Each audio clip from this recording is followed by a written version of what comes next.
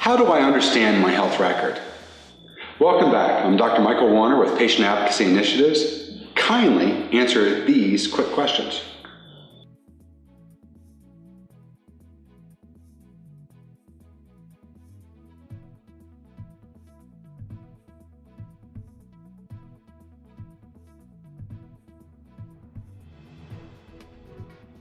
There are three key components to the documentation of a medical encounter.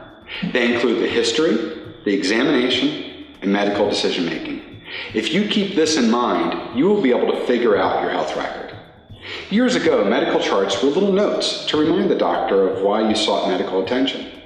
Some health records were kept on 3x5-inch cards. The whole practice could be kept in a drawer. If someone saw a doctor for an ear infection, the doctor might have written October 25th, 1976, ROM amoxil. This means that on this date, this patient had right otitis media and was prescribed the antibiotic amoxil. In the 1960s, Dr. Lawrence Weed saw the need to improve documentation. He created the problem-oriented medical record and promoted the SOAP note. S stands for subjective. It is the patient's story. O is for objective. It includes the examination and any laboratory or radiographic reports. A stands for assessment. These are the diagnoses that describe your conditions or diseases. And P stands for plan. What is to be done? In modern billing and coding terms, the SOAP note has been reorganized and updated to history, examination, and medical decision-making. If you access your health record and receive a paper copy, you will likely receive documents reflecting every time you had a medical encounter, such as your visit to your primary care provider or perhaps a visit to the emergency room. Also included could be laboratory reports from blood tests or perhaps imaging reports from an X-ray or an MRI. Looking at your health record on a computer screen is a different experience. Through the portal, you are looking into the information in the electronic health record system.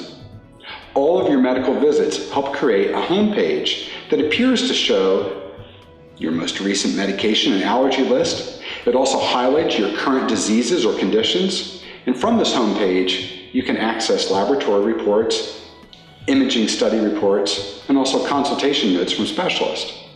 As of right now, EHR systems are still new to the health and care industry. Many are not able to share information with each other. Being able to share is called interoperability. Soon, EHR systems at all doctors' offices, emergency rooms, and hospitals will know your information. They will be interoperable. It'll be the same as how all ATM machines are able to access your money account. History, exam, medical decision-making is what you need to keep in mind when you read your health record. Whether on paper or through a patient portal, it is possible that your health record may be organized with history first, then examination, then medical decision-making, or it might be switched around.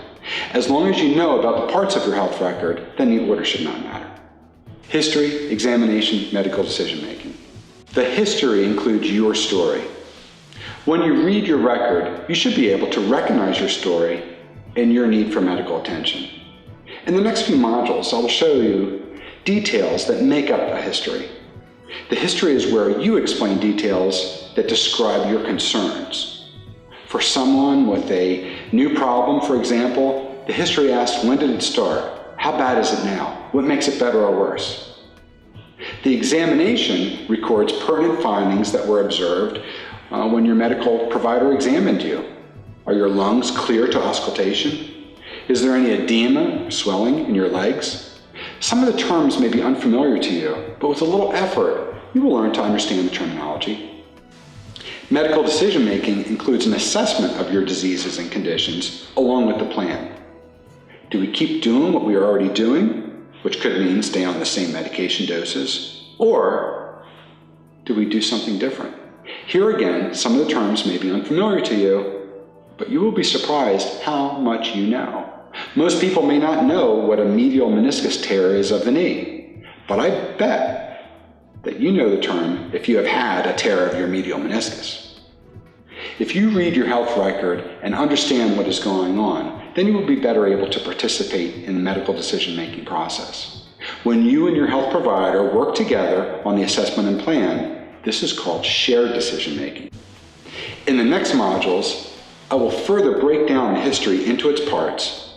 This will not only help you to understand the records that you access, but it will also prepare you to better interact with your medical provider. And if you are really comfortable with the history format, you may want to co-author your own history when you see a medical provider.